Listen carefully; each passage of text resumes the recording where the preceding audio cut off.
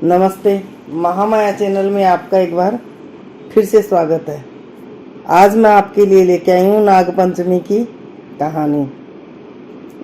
श्रावण कृष्ण पक्ष को की पंचमी को नाग पंचमी कहते हैं। कहीं कहीं पर यह त्योहार श्रावण मास में शुक्ल पक्ष की पंचमी को भी मनाया जाता है और कहीं कहीं पर इसे भाई पंचमी भी कहते हैं।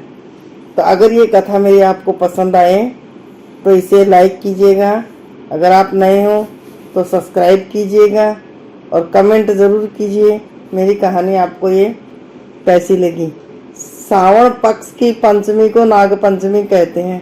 कहीं कहीं पर यह त्यौहार श्रावण शुक्ल पंचमी को भी मनाया जाता है। नाग पंचमी हिंदुओं का पावन त्यौहार है। इस दिन नाग पंचमी में नाग देवता की पूजा करते हैं और नाग देवता को भोग लगाते हैं। ज्योतिष के अनुसार पंचमी तिथि के स्वामी नाग हैं, अतः नाग पंचमी के दिन आटे में हल्दी मिलाकर नाग बनाकर उसके नाग का पूजन किया जाता है। कहीं कहीं पे रस्सी से भी सांप बनाया जाता है। सुगंधित फूल तथा दूध सर्पों को बहुत प्रिय है, इसीलिए यह वस्तुएं इन्हें अर्पित की जाती हैं। व्रत के दिन नाग पंचमी की कहानी सुनी जाती है। नाग पंचमी को प्रसाद के रूप में भिजाया हुआ चना चढ़ाया जाता है, दूध चढ़ाया जाता है और यही प्रसाद बांटा जाता है। इस दिन नाग पंचमी की कहानी या नाग पंचमी की व्रत कथा सुनने से व्रत का पूर्ण फल प्राप्त होता है। तो आइए जानते हैं नाग पंचमी की कहानी। एक नगर में एक सेठ जी रहते थे। उनके 7 बेटे और 7 बहुएं थी। इन 7 बहुओं में से 6 बहुओं के तो पीहर थे, लेकिन 7वीं बहू को पीहर नहीं था। जब वह गर्भवती हुई तो उसे घेवर खाने की इच्छा हो रही थी। उसके पीहर नहीं था। उसने एक घेवर चुराकर पानी भरने गई, तब ले गई।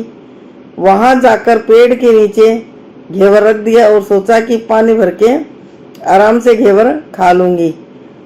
जब वह पानी भरने गई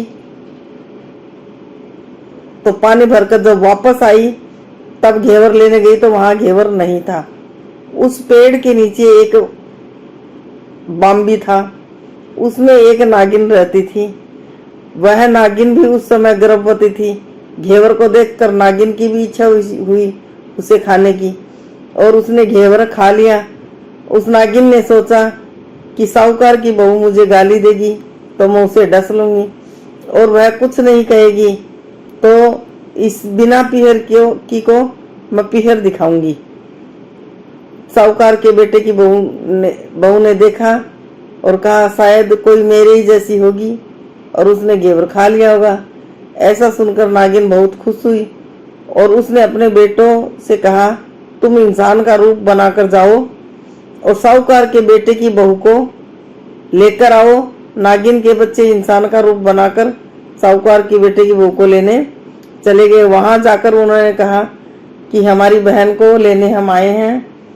तब सास ने कहा, पहले तो कभी नहीं आए, इतने दिन कहाँ थे? तब उन्होंने कहा कि जब हमारी बहन का जन्म हुआ तब हम नानी के घर थे और जब शादी हुई तो हम परदेश कमाने के लिए गए हुए थे। उन लड़कों ने बहुत सारे गहने, कपड़े और मिठाइयाँ बहन के सास और जेठानियों के लिए लेके गए थे। सास अत्यंत प्रसन्न थी और जेठानियां उसे देखकर जल रही थी। सास ने बहू को उनके साथ भेज दिया। जब वो लोग बाम्बी के पास गए तब उन्होंने कहा, बहन हम नाग हैं। उस दिन तुमने पेड़ के नीचे घेवर रखा था, तब तुम्हारा घेवर हमारी माँ ने ही खाया था। उन्होंने तुम्हें अपनी बेटी माना है, इस नाते से तुम हमारी बहन हुई। बहन अब तुम हमारी पूंछ पकड़ लो और डरना मत। उसने कहा, पूंछ पकड़। उसने कहने पर वह पूंछ पकड़कर बाम्बी में चली गई। वहां जाकर उसने देखा सबने उसका बहुत लाड लडाया, बहुत लाड प्यार उसको मिला। वहीं पर उसने एक लड़के को जन्म दिया। जब उसका लड़का थोड़ा बड़ा हुआ तब की बात है कि पड़ोसन ने साहूकार के बेटे की बहू को सिखा दिया, अगर तू माँ की इतनी लाडली है तो तू तेरी माँ से कहना आज नागों को दूध मैं पिलाऊंगी। पड़ोसन के कहने पर पड़ोसन का ताना उसे सहन नहीं हुआ। वह माँ से जिद करने लगी कि नागों को दूध मैं ही पिलाऊंगा और दूध ठंडा करने लगी। अभी तक दूध ठंडा नहीं हुआ था कि उसने पहले ही उसके बेटे ने घंटी बजा दी। घंटी की आवाज सुनकर सारे नाग दौड़ कर आए और दूध पीने लगे तो बहुतों के मुंह जल गए।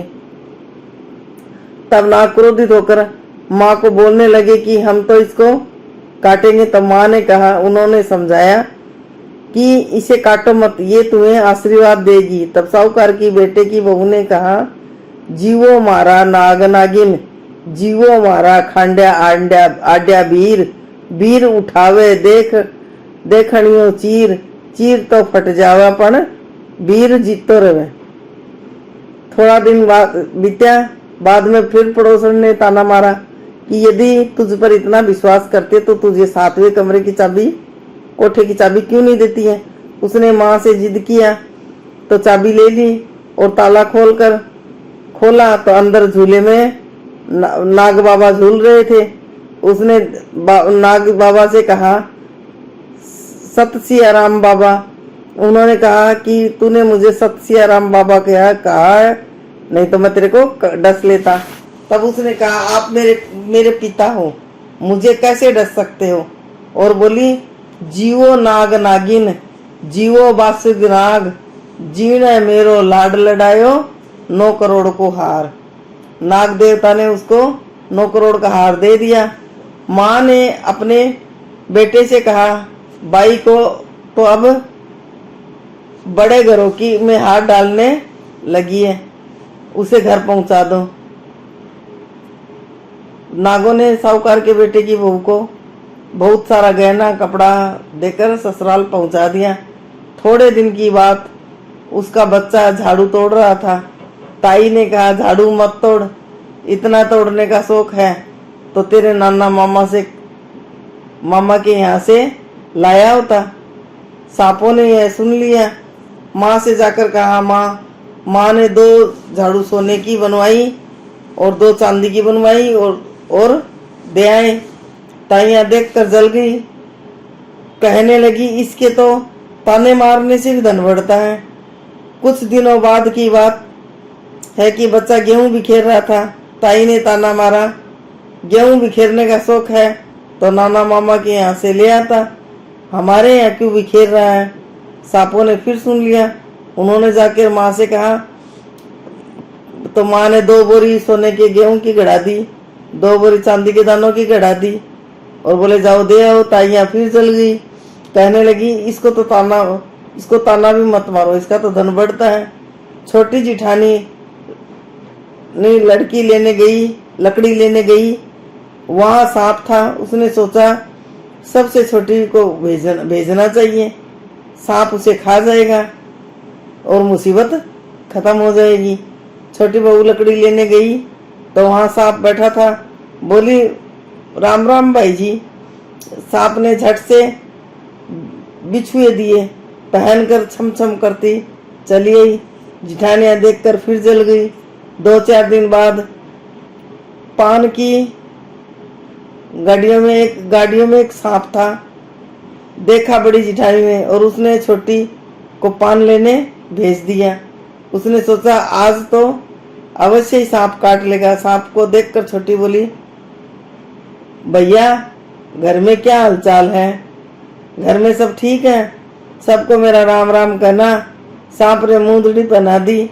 जिठानियां फिर जल गई, जल कुकड़ी हो गई। उसका पति दुकान से आया, तब उसने सिखा दिया कि तेरी बहू ने तो सांप बिच्छू से भी दोस्ती है। साहूकार का बेटा अपनी बहू से रात को कहने लगा, रात में सच सच बता, सांप बिच्छू तेरे क्या लगते हैं जो तुझे काटने की बजाय तुझे गहने देते हैं। बहू ने कहा, वो तो मेरे भाई है और भतीजे लगते हैं। फिर उसने सारी बात अपने पति को बताई। पति ने कहा तो क्या तेरे भाई है भतीजे हैं उन्हें बुला कभी अपने बुला और कभी अपने जवाई को, यानी कि हमें क्यों नहीं बुलाते हैं। आने में छुपे सांपों ने सारी बात सुन ली और जाकर अपनी माँ से कहा। माँ ने कहा दोनों को बुला लाओ। वे इंसान का रूप बनाकर दोनों को बच्चे को बुला लाए, खूब कपड़ा गहना देकर विदा किया। ऐसे समर्थ वीर नागपंचमी की कहानी कहने वाले को, नागपंचमी की कहानी सुनने वाले को सबको मिले। जैसी अनपिहेरी वो पहले रही थी, किसी को भी न रखे।